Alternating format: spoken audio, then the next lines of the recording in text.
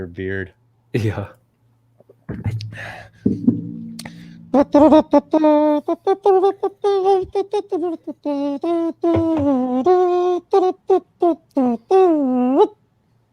And we are live. And we are live. Yay. For episode. I love the enthusiasm. Hey. Yep. Welcome. Oh boy, excuse me. Welcome everybody to Live at the Hive. That was an interesting intro there. Live at the Hive, episode 171. I am your host, Dan Adelko. Matt Stefanich. And Ivan Ivanovich.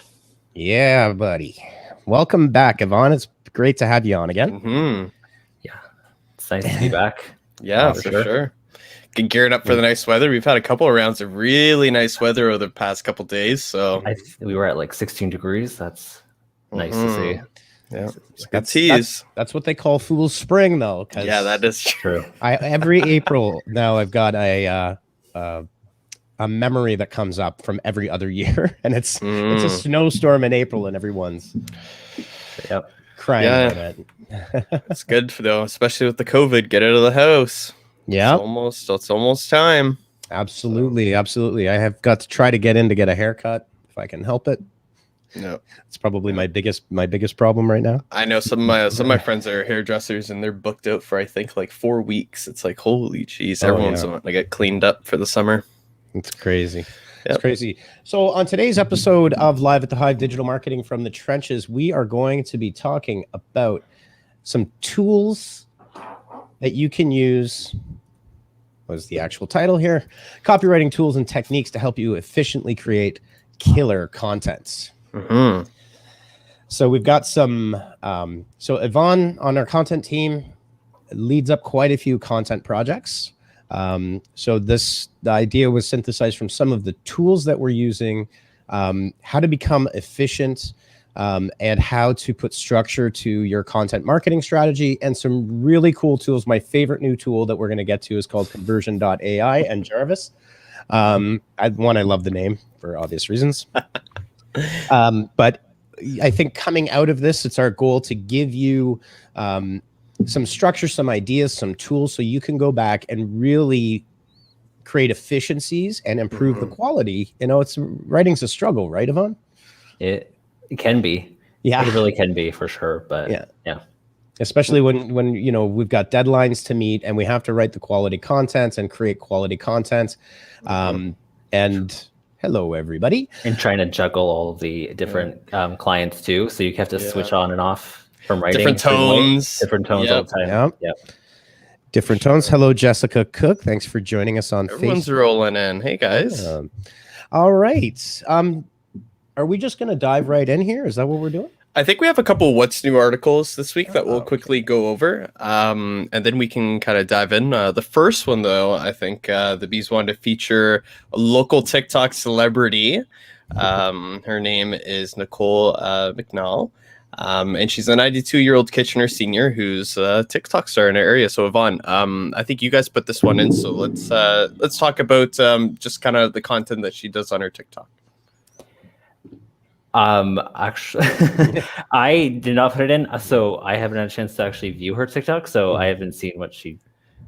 Yeah, no, that's okay. Basically, what she does is she goes on and she talks about kind of past experiences that she's had, and just kind of discussing, you know, what the best time of her life is. She talks about, you know, getting older and things like this. People want to hear, especially during COVID-19, right? Everyone's kind of disconnected, and it's kind of a unique way to start connecting with people. And I think it's a really good example of how something so local can kind of spread and blow up so magnificently, which is kind of nice. Yeah, for sure. I mean, you know what? And I think this debunks some of the stereotypes that platforms like TikTok tend to have. It's only for kids, teenage girls dancing. It's actually really not. There's lots of different TikToks, just like there are lots of different Twitters. You know, but the interesting thing about this is that it's kind of a sweet way to memorialize her life and kind of reach a wide audience, talking about, you know, I mean, if you're 92, you've lived through some very different times. than, for sure, than any of us. Yeah, absolutely. And they're all put through the Highland Place retirement residence. So they're doing this with multiple residences that they have, and it's a nice content strategy as well, right? Just kind of featuring the different people, different customers, different residents of your business, right? So great content strategy for senior and assisted living homes, for sure. Absolutely.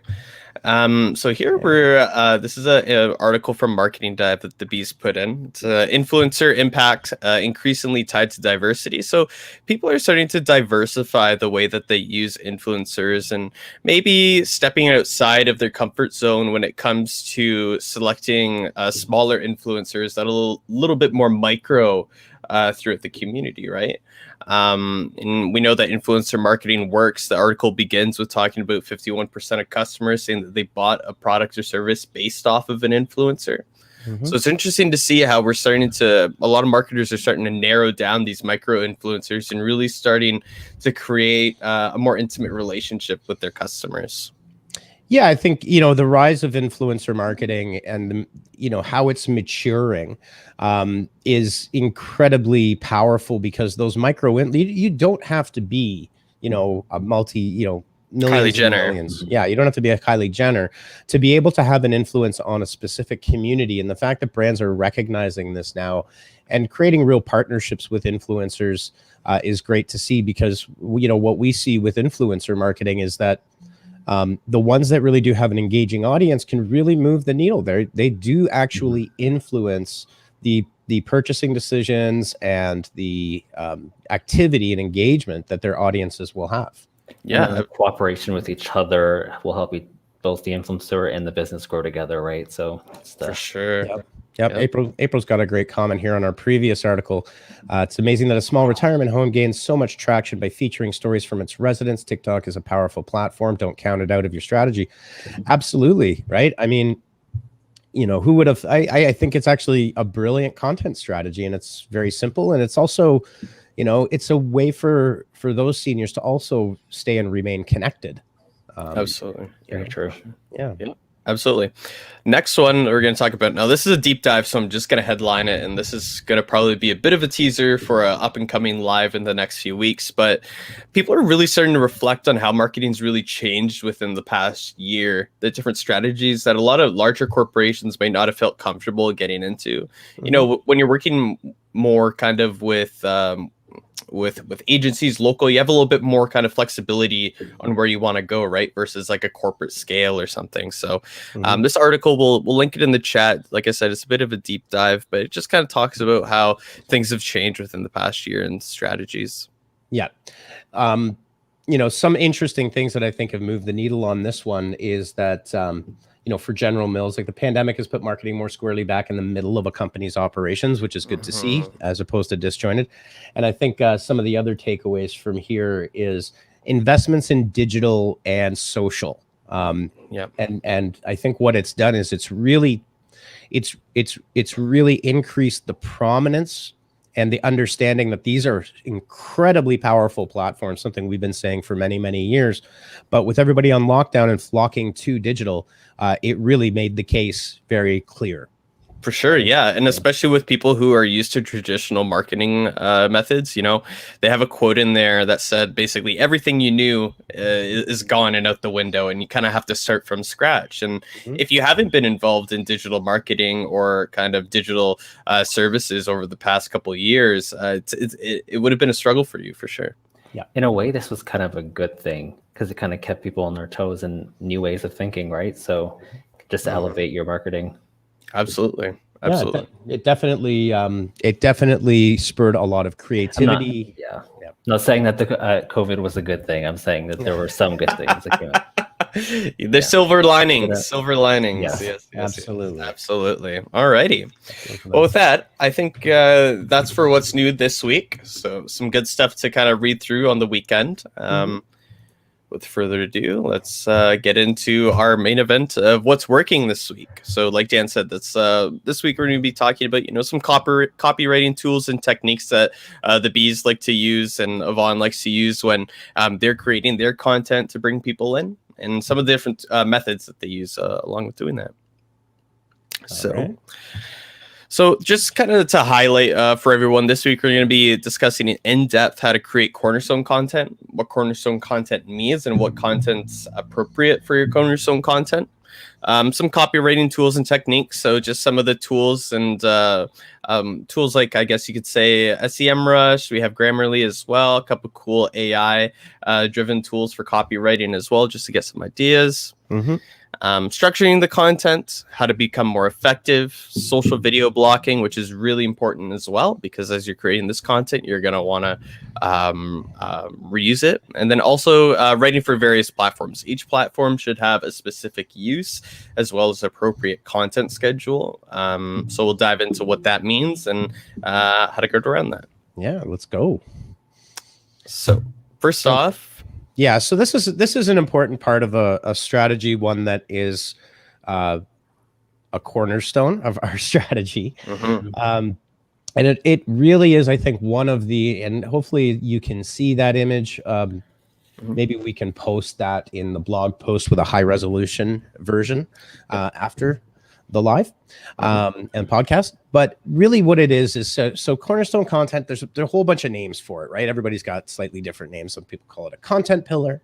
Some people call it Cornerstone content. We refer to it often as anchor content. It's all the same kind of thing. And what it is it is the thing. And if you can see on the infographic, it is they are lower frequency. They take longer to develop, but they include things like podcasts, live streams, webinars, case studies, white papers that may be quite a bit more in depth, and things like guides that have quite a bit of content. We're talking, in the thousands of words and chapterized and that kind of thing. Absolutely. Yeah, you're really working from almost like a bottom up, right? You're really starting with that kind of a larger content strategy. And then as you kind of really begin to solidify that and start to add your content to it, you can start branching out to different forms of content, which makes it a lot easier for you. Yeah, absolutely. And the idea is you take your Cornerstone content, and then what you do is you start to break it out into various types of other content. So you can create an anchor page, which is a dedicated page focused on specific search engine terms. And those can take a variety of shapes. You can also, create blog posts, infographics. Then you can get into short infographic videos. And then that also leads up to your social content, where you're taking that big piece of content, breaking it down into a series of themes, and then posting on those themes. I think, Yvonne, this has helped when we go from blog content into social, etc. For sure, it really does. A lot of people make the mistake of wanting to just start posting everything onto their social. That means they spend a lot of time trying to come up with new ideas when they have the ideas already. And they could have and in the amount of time that it takes to create your Cornerstone content, you could have had maybe double the amount of social posts that you are creating right now in like as little time too. So it really does help. Yeah. There's a few people that I know on Twitter, and they, say things like, write once, distribute forever, and then distribute. I think that's really key to maintaining your sanity in content creation. The content is not easy to create. And so with that strategy in play now, I think we're going to dive into some of the types of, I'm not sure if we're at the tools section yet or not, but we're at the types of Cornerstone content. So the types that, we've used in the past to kind of generate leads, interactions, traffic to websites. And some of these, Yvonne, do you want to walk just through some of these points on here and maybe talk about maybe one or two of them really quickly? Yeah, so the kind of things, these ones here are kind of stuff that we would essentially do for our business, branding advice, socializing tools. And then on the right are ways we can take that information and then expand it into, social posts, videos, and blogs. So this is just some examples for us, but depending on your business, it could definitely change. For sure. Yeah, for sure. So, and again, Cornerstone content is intended to be longer form. It's intended to go in depth, and you can use several tools that we're going to talk about to help determine what those pieces of content should be. Specifically, Answer the Public is awesome at being able to get into the head of your customers and understand what questions they're asking, and then you can develop that content from there. Absolutely, for sure. And then as you're going through, you're also going to be talking about, the topic clusters, and think of this, as the pillar of your content in the middle. And then that pillar branches out into different ways, different opportunities, maybe even different guides on how to do specific things or actions that relate to that main pillar, right? So that could be, for example, we have digital marketing, right? We want to spread knowledge and experience about digital marketing. That's our pillar. And then we kind of branch into different types of content marketing, digital marketing, right? Yeah. Yep. If one person views maybe a social post that was written, that will lead them back to your blog, which will lead you back to your Cornerstone content. So it kind of branches out and brings a lot of more people from different areas back to one center onto your page. Yeah, so just another example in real estate, if the pillar was going to be the GTA, then you would have things like, oh boy, I got to remember my GTA neighborhoods now, like Lawrence Market. Give me some other ones. You got York, Markham, you can do Belleville. Well, those are like part of the greater GTA, I guess. Yeah, so, but you would want to do neighborhoods within Liberty Village, for example, and then you could do a feature on Liberty Village. And when you, one of the important things about SEO and content that it's really important to highlight is that internal linking, the way you create internal links on your website, is a huge ranking factor for Google. And there are tons, we've seen tons of examples where sometimes when all that we're, well, not all that we're able to do, but we're limited by what we're able to do in other areas of SEO, internal linking is a really, really powerful technique. So think about your internal links on your website, how they guide people around, and how your information is clustered into these types of topics.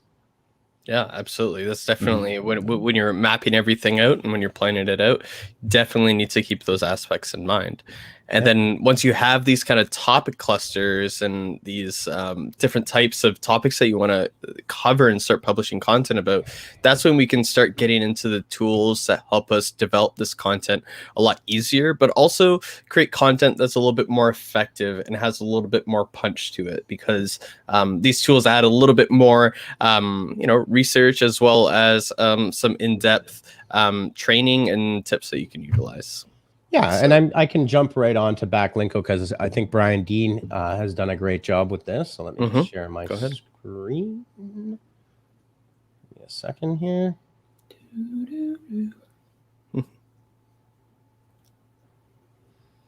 Okay, let's see. There we go. Okay, so here's a great example of Cornerstone content and topic clustering. So what Backlinko is, if you're not aware of it, it's also a really good guide for SEO if you're looking to learn for free.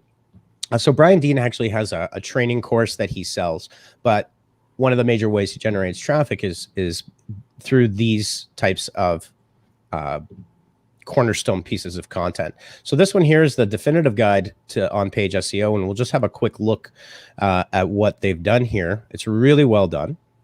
So what they've done here is they create chapters and within sections on the same page, right? So you're internally linking on one page. So if you look at this, and if I just scroll down real quick, you can see it's extensive, it's long, but it's broken down in such a way that, one, it's very highly optimized for search, because like various elements in here, excellent use of internal links and headers, excellent use of import of images, and also really great website copy, like web copywriting. Yeah, right.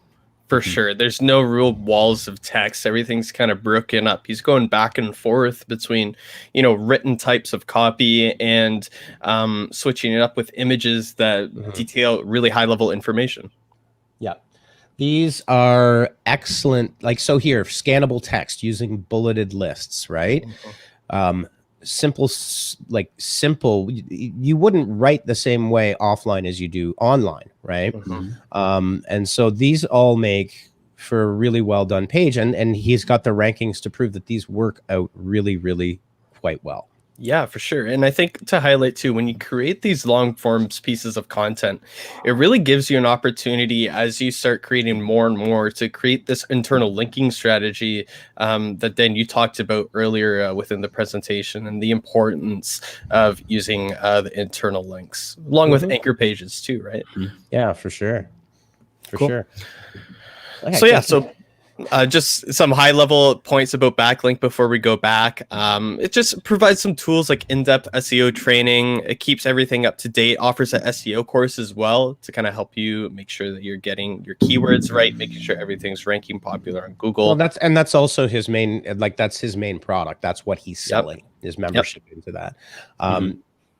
Yeah, and they've got several of these, and they continually update them every single year as well. So again, if you think about how you would structure your content for your business, this is a really good example to look to and to use for inspiration in your own marketing efforts. Absolutely, for sure. And then once you kind of have the basics down from that, and you kind of read a little bit more in depth about how you're going to create that strategy, you're going to go into tools. Oh, sorry, it's me. I might have to Oh, it's you. Yes, that's why. That's why. Got to go into tools for writing effective marketing copy. So Pip is saying, as a marketing newbie, these presentations have been incredibly insightful. Thank you for arranging these live at the Hive sessions. Smiley, you're welcome. Well, this is one of the things about live at the Hive that. You know, what, a couple of 2-3 years ago now? I mean, 3 years ago, I believe, when we started doing this every single Friday, it was really a commitment to stick to the schedule and to continue to do it. And I think, you know, it's been effective at sharing what we've learned and what we see and the changes that are happening. So yeah, absolutely, we're welcome. We enjoy doing it. Oh, we do. Yeah, it's definitely a highlight for the week for a lot of us, which is good. So. And I think the presentations have been very helpful for viewers to follow along and, you know, take a little bit more information from each of the videos. Yeah, you guys do a good job each week. It's awesome. Cool, thank you.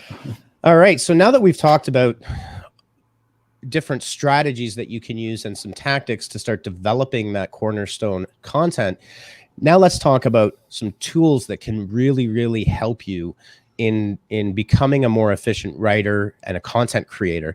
The one other thing I want to say too is when it comes to content creation and content marketing, I think it's important to play to your strengths. So if you're really comfortable in front of a camera and you feel that that's good, then lean in on video content, right?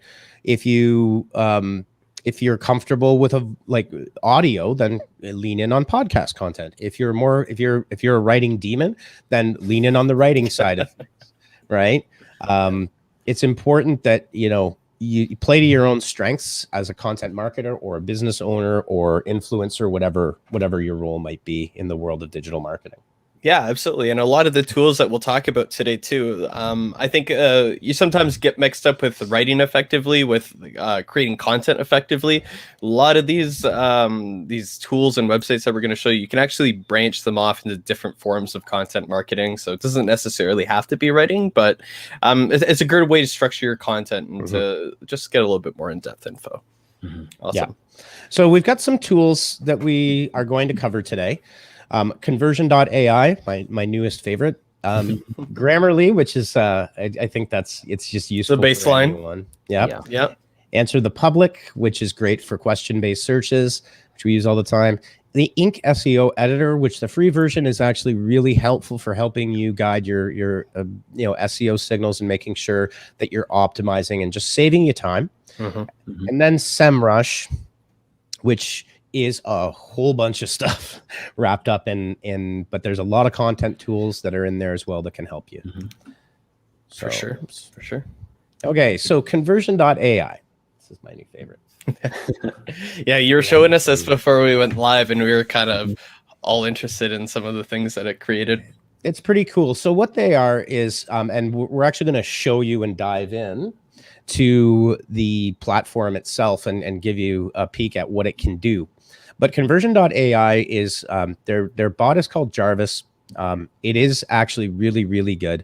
And it helps you by taking some base content. So I think, Yvonne, here you've done a little example of a blog post outline. Yep. Right? Yes. So it can, Did you want to speak to this a little bit? Or? Oh yeah, I just like a little topic that we usually talk about here at Honeypot, and what it did was just give me a starting point. So if I was going to write a blog or a social post, it kind of helped me go in a general direction and start and get me going. Yeah, it's really helpful. Yeah. So what I'm going to do is I'm just going to casually jump out of this. Okay. So if you can see the corner of my screen here, so it does everything from the AIDA framework, PASS framework, product development, content improver, blog post topic ideas, a creative story. There's actually I think the CEO and the CMO are very active on Facebook in the Conversion.ai group. And they actually had Jarvis write an entire story, like 3 paragraphs long. It's really good. That's cool. And this is what the power of AI can do. And, when we talk about it's typically like every December, what's the big trend? And AI is consistently there as being, an emerging trend. But the reality is that we are surrounded by AI in our everyday lives right now. So anyhow, blog post outline, blog post intro paragraph. So I did the content improver here, and I took one of our intros to our Live at the Hive blog posts, and Jarvis came up with some really great alternatives to that. So it can help you, what if I had a way for you to consume content and listen to experts on the latest in digital marketing? Well, now you can. We have a video that will allow you to get an inside look at what we do, or if you prefer to take it on the go with your podcast of choice from all major platforms. You'll also receive updates when new videos are released and never miss out on any important conversations or events coming up. Like that's the AI that's generating this. Yep. Yep. And you can also do the different tones, right? You can go, I think you have an authoritative tone going on right there, but you can, I think, switch it up to... Yeah. So let's change it to casual. Yeah. Let's see what it does. Go Jarvis. So here's one. Have you seen the video or podcast we published? Check it out. Subscribe to our weekly live stream on Facebook or download a podcast from preferred platforms. Stay up to date with what's new in digital marketing and join in on the conversation. And you get a ton of alternatives here, right? And you can mark your favorites too. I think you have a couple there marked that you liked. Yeah, so you can always come back to them. Yeah, sometimes even we get stuck on what to write. So sometimes this is just a great way to get us going, and you might as well not waste time. Just right. Yeah, absolutely. The ones that I really like for our paid what I really like is the Google Ads headline. So Google Ads can be extremely difficult to write. Because of character limitations and making sure they're compelling. Jarvis will do a great job of taking your current ads copy and then giving you some great variations that you can test in the market. And when it comes down and you're spending money on this stuff, this is a great tool to help expand your the quality and the voice of your ad campaigns on Facebook and on Google. Yeah, for sure. And this is a great way too to just kind of bring everything together. I know a lot of us, sometimes we work in these content libraries, right? Where we kind of store a bunch of either CTAs, copywriting and things. And this is a great way just to kind of expand that and keep adding to your content library of ad copy or even just like content ideas. Yeah, 100%. And like I said, like there's a lot here. Amazon product features, Amazon product descriptions, headlines, photo post captions for Insta, video topic ideas for YouTube at the bottom. Yeah. Video script outlines, video titles. So, I mean, you know what? You can earn free credits with Conversion.ai. There is a free version. Singly, of all of the content creation and assistance platforms, I'm really, really impressed with the quality of this. I can see it becoming a regular tool in our arsenal. So you should definitely consider checking that out. Absolutely, for sure. I'll see if I can get one of the founders to come on and talk about Jarvis, because that'd be cool. Yeah, it would be awesome. So yeah, definitely check out Conversion.ai, and they have a big announcement coming out, I think, on the 20th or the 30th of this month. So I think it's going to be a big update. Awesome. I'll have to keep an eye out on that. All right. Grammarly. Good old Grammarly. Tried and true Grammarly. Yeah. This is just an essential one that we always use daily that really does help us just see kind of, even though we may think like sometimes we've written like this great copy, there may be a few things that slip through the cracks, and Grammarly is very great for helping us make sure that one little mistake can really be a huge thing. So it really does help. And just like with Conversion, you get to choose whether or not you want to be casual, informative. So there's a lot it can do. And it's very helpful. One of the things that I like from Grammarly is the way is like, say if you're a content marketer, you tend to stick to like transition words that you use a lot, right? When you're creating copy, it's just natural. You keep using these words in your vocabulary. Amazing. I like how Grammarly can kind of go through and switch up your transitions words for you. It's like, oh, you know what? I don't use this one often. I'm going to start adding it into my copy regularly, right? It's just something cool that I pick up from when I use it, at least. Yeah. Yeah. And, there's nothing worse, whether you're a marketer or in business, than seeing common mistakes, errors, spelling mistakes, especially if it's longer form content. It's part of a QA process that's very important. Nobody's perfect, but we can certainly try to use the tools that we have to really get a QA process and quality on everything that we write and everything that goes out, whether it's to a client or for ourselves. Yeah, absolutely. And Grammarly, they launch a lot of new features over the past years. Like I know, sorry, I can hear myself right now. Kind of, my bad. So it's kind of like they show different types of tones that you can use, whether you want to sound confident, whether you want to like inform people, whether you want to sound casual. So there are additional options for you if you want to go past the free that I know some of the bees have used in the past, and it's actually helps out quite a bit. So yeah, absolutely. This is another one of my newer favorite tools. It's called the Ink SEO editor. What it does is you can import your copy, or you can write in the editor. It also has a cool WordPress plugin that lets you automatically upload .inc files. But one of the things it'll do is it'll calculate an SEO score for you, again, using AI, and give you a score so you can insert and update and get that score, up to the mid to high 90s. It does work. We've tested it out. So yeah, it's at Ink for All.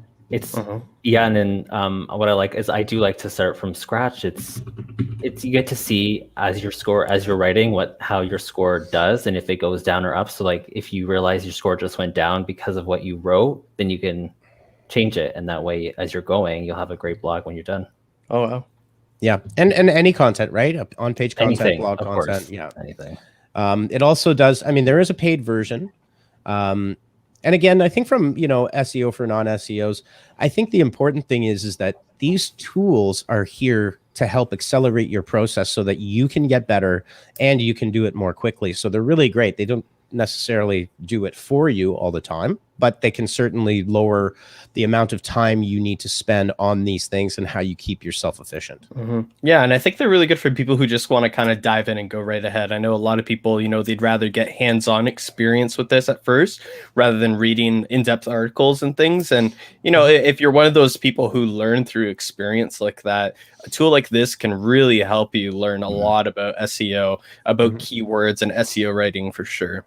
Yep, absolutely. All righty. And good old SEMrush. I've got to get a hold of my friends at SEMrush. We were having a conversation that kind of fell off the table, but we are going to be featuring SEMrush. I hate calling it SEMrush, but that's what they there was a big Twitter battle about a month ago about how do you actually say it. Yeah. I vote for SEMrush because that's what I've always called it. Yep. Because I don't say SEM marketing, but whatever. It's SEM marketing. Anyhow, that's neither here nor there. SEMrush is a great tool. It's an incredibly robust suite. It does a lot of things. It'll do local SEO, social media monitoring, monitor your domain. There's an SEO writing assistant that Yvonne has highlighted here. There's also, they have SEO ideas for your site. So it'll scan your site if you set it up in a project. And it will give you strategy ideas. It'll give you content ideas. It'll help you with content gap, which is where your competitors may not be, and you can optimize for that. I don't know. Yvonne, do you have anything to add on SEMrush? Yeah, I was just going to say there's even a few options there to select your target audience, so they can even go into depth there as you're writing, just to check on all of your content as you're going along. So there's a lot of really handy tools just to really help you out and started. Yeah, and we can't. I don't think, to be honest, I don't think we could cover SEMrush in like the platform in one live. Like that's how in depth it gets. So, so let's see here. Just see if I can pull something up. Yeah, I know. Like when we're starting to write copy and gathering ideas, going to SEMrush is one of the first things that we do. Is we go in, type in our keywords, make sure that what we want to write about is what we should be writing about, right? Because I think sometimes there's a difference of what you want to write about, but maybe there's a place where it's a little bit easier to rank for. Maybe there's a place where there's a little bit less competition, or just people writing about it like less, right? Yep. Absolutely, Sue. So here, since we talked about Backlinko before, you can see yeah, wow. He does not need to use paid search traffic because he's got 700,000 organic search visits a month. Yep. Which is amazing. But you can see that from SEMrush, you get all sorts of great information. And again, on the content marketing side, you can see the brand monitoring, post tracking, a content audit, topic research as well, under competitive research, all of the things.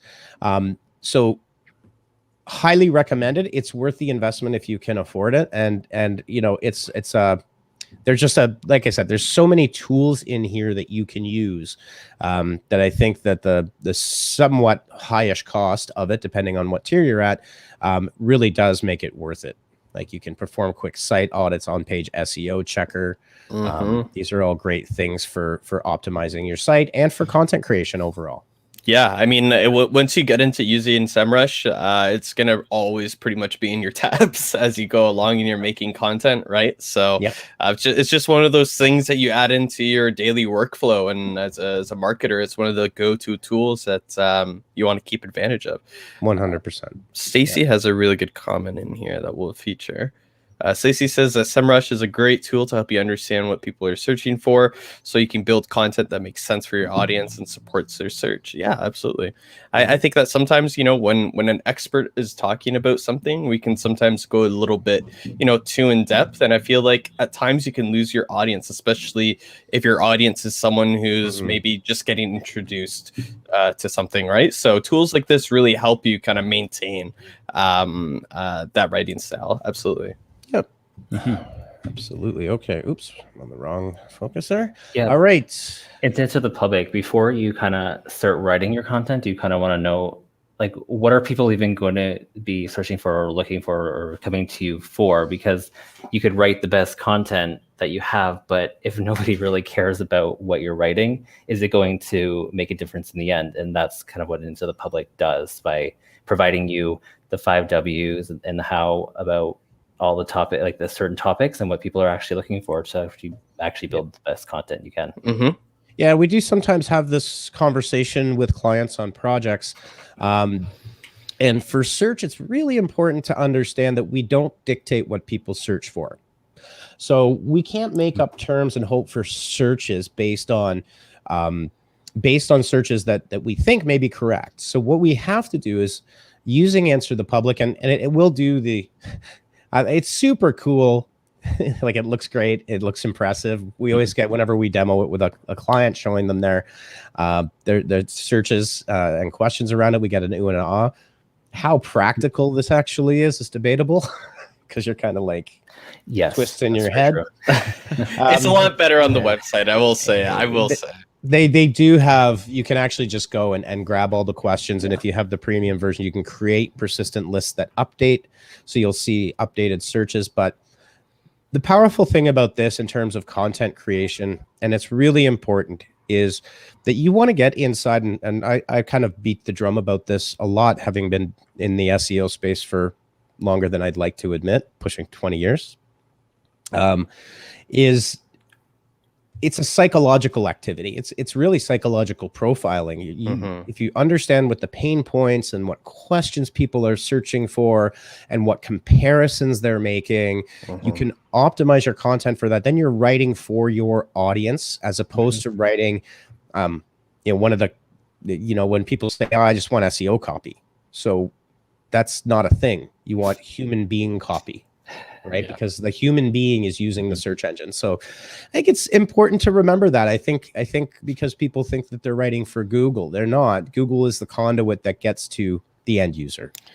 Yeah, so you keep talking about the previous lives, the psychology of search, right? And how people go through these search. Like maybe, someone's searching one term and it relates directly to another, So sometimes you would think that you need to create two separate pieces of content to make sure that you're ranking for that search, when in reality you can do it in one piece of content if you understand what you're writing for and what these people are searching for. Yeah, absolutely. And the writing compelling copy and answering people's questions and making your content high quality and useful to your audience is a way to create a level of kind of inbound flow and a way, if your website becomes a resource for people and your social media footprints become a resource for people to come back to, audience large or small, you are going to be providing your potential customers with value. And when they get value, they'll want to do business with you. For sure. Absolutely. Okay. And I think with a lot of the tools that we actually featured today, it's an underlying sense of, inspiration for content that you go through, right? And this is how you make your content become effective and you structure it properly. Yes. So content structure, and you saw how we reviewed Backlinko. It's an excellent example of structure. There's always a table of contents. It's easy to digest. Use bulleted lists and numbered lists over walls of text and paragraph. Use all of the featured snippets and rich results, and break your content into sections, right? You really got to think about user friendly. It's a really big thing, because if there's a blob of text, how many people are going to want that? It's hard to read, right? And that's really what it comes down to. Yeah, and think about small screen devices, right? Yeah. The thing I like to think about too is like when I'm writing content like that, think of it almost like a recipe card. You want it short and sweet, and you want people to read it easily and come back to, right? It's just a wall of text. People are going to get lost and they're not going to want to come back and start where they left off, right? Especially if it's an in-depth article, like some of the things that we featured this week. Definitely a really good idea to keep your articles really short and as well as optimized for online viewing. Yeah, I mean, I guess that's a point too. And we get to the blog post side in that previous infographic about how to create a content machine based on Cornerstone content. We've got fairly brief and short our thanks tips, our how-to series on honeypotmarketing.com. Those are not incredibly long. They're actually pretty short.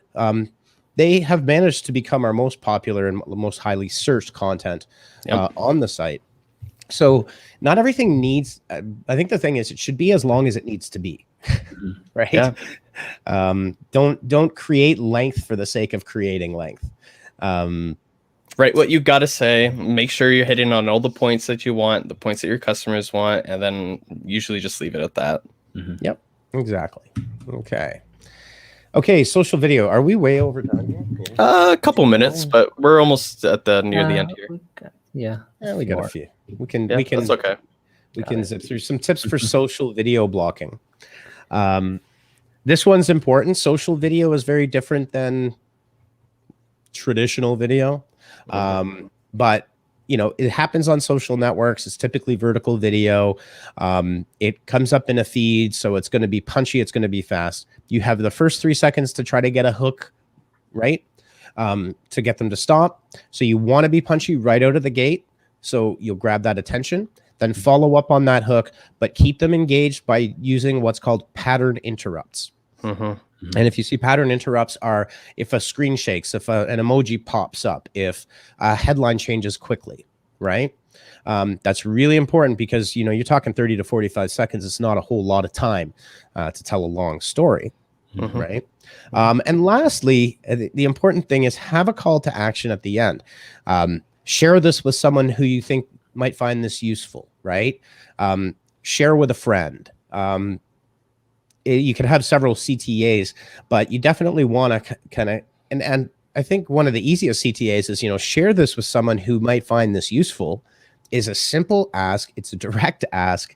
And it's one that you don't see all that often, but it really is like, why not ask people to share it? Yeah, absolutely. Right? And usually if you're targeting business owners, I mean, half the time business owners are friends with other business owners, right? And the odds are that they're friends with someone who could use that information. So it's a really great way to spread that content and even network as well. Yep. All right. The higher level on this, and this, I thought this was a joke when I saw this. I didn't know. 63,206 characters on Facebook. Wow. The character limit on a Facebook post. But one of the things I think that's important, you can have longer form content, but just in general on your writing for your social platforms, write for that platform. Like, don't just take that one piece of content and then just post, right? That's, if someone's looking at you, typically, I think it's a good assumption that they're possibly checking multiple social media platforms, whether it's Facebook and Insta, and checking to see if you're on TikTok or whatever it might be. But you want to customize the content for that channel and at least repurpose appropriately for that channel. Vaughn, I don't know if you've got anything else that you wanted to add to that, or just a few of the points that I mentioned here, like some of the ad symbols don't necessarily work across all platforms. So if you do happen to take it and post on another one, it's going to show up and not actually tag anybody, which can look bad. And it looks like you're just not really trying, which is not what you want to come across as, right? You want to really be engaging with them. Yeah, for sure. I think there's definitely recycling content can be appropriate, but I don't think if you're writing something on Facebook and you're posting the exact same thing on Instagram with the exact same copy, it's not going to work. Take the time to maybe go in there and add in something different on the copy, switch something up, add some different hashtags, because I mean, they're made for each platform, right? Well, and this is the other thing too with hashtags is different trends occur differently on different platforms. Instagram and TikTok are very heavily, I think even more so than Twitter, but Twitter's also hashtag driven. But those same hashtags may not apply on each one of those platforms. Right. Yeah, right? Absolutely. And I think, I think Twitter's a really good point in. The platforms tend to evolve as well, right? Twitter was really hashtag driven in the very early days, but nowadays, there's hashtags, but I think keywords now are starting to rank as well, where people are finding these topic threads. So just something to keep in mind as you're creating this content is make sure that you're up to date on the latest changes and trends on each of the platforms. Absolutely. Yeah, go ahead. Oh no, I was just going to mention with Instagram, it was a good thing to show because it's so visually focused platform. When people are scrolling by, you've only got the 3 sentences at the beginning, not even a sentence to capture those people. So if you have a CTA, even if it's long text, it's kind of good to always put at the beginning, because if that's the only thing they see, then they're going to probably perform that action. Right? Yep, absolutely. Some LinkedIn tips as well. And with LinkedIn, we've talked about this before, but LinkedIn is what you make it. And all of these, you train an algorithm, right? Yeah. And from your use, you're training the algorithm. So keep that in mind as well. Okay. So let's just wrap it up since we are at 5:09 on a Friday. Yeah. So Yvonne, do you just want to kind of go through the conclusion slide, just kind of wrap it up? For sure. So when it comes to copywriting, the base is you want to have your cornerstone content, but you really want to know exactly what you're writing for, and what are people actually looking for, because you could have great content like we mentioned before, but it isn't gonna, if it doesn't resonate with your audience, then what's gonna come of it, right? So you really want to narrow down first on how that is, and then you can focus on, well, now how am I going to deliver this to my audience? Right. Exactly. So think about the platform, think about the audience, understand your persona, do the research to find out what they're searching for, structure your content properly, and use these tools. These tools are here to make you more efficient. A lot of them do have free versions if you're budget limited. If you do have a budget, consider investing in them. They're well worth it. And yeah, hopefully this has been helpful for all of you content marketers and content creators, which we all are. In 2021, everybody in marketing and business is a content creator and a media company unto themselves. Yep. So yeah, so get out there, create that content. And for now, thanks everybody for joining us for episode 171 of Live at the Hive, Digital Marketing from the Trenches. Have a great weekend, and we'll see you next week. Same bat time, same bat channel. See you later.